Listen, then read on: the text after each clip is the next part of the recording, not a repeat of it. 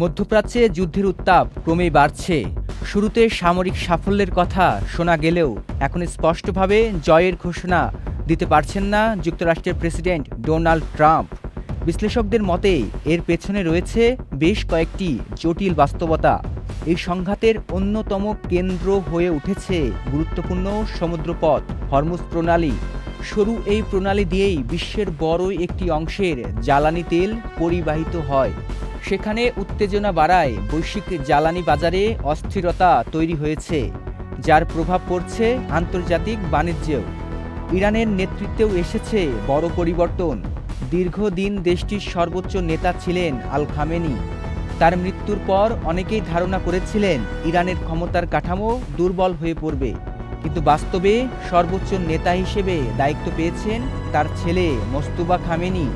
এতে শাসন ব্যবস্থা ভেঙে পড়েনি, বরং নতুন নেতৃত্ব আরও কঠোর অবস্থান নিতে পারে বলে ধারণা করা হচ্ছে।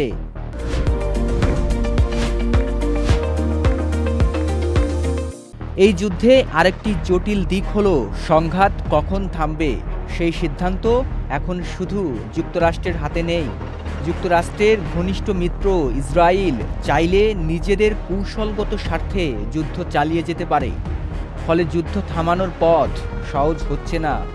যুক্তরাষ্ট্রের যুদ্ধের লক্ষ্য নিয়েও তৈরি হয়েছে প্রশ্ন।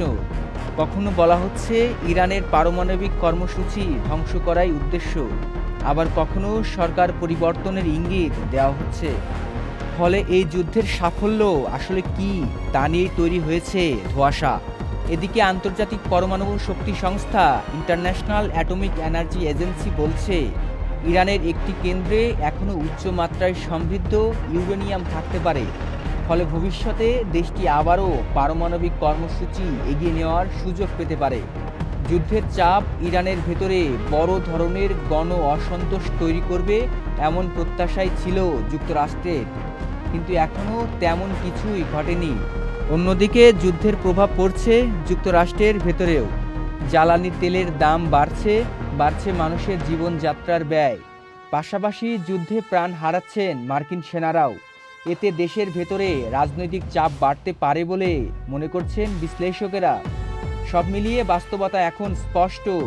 যুদ্ধ শুরু করা যত সহজ, শেষ করা তত কঠিন।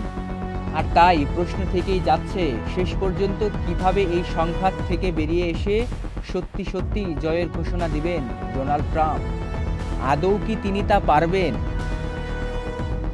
সৈকত আহমেদ দ্বীপ, চ্যানেল আই।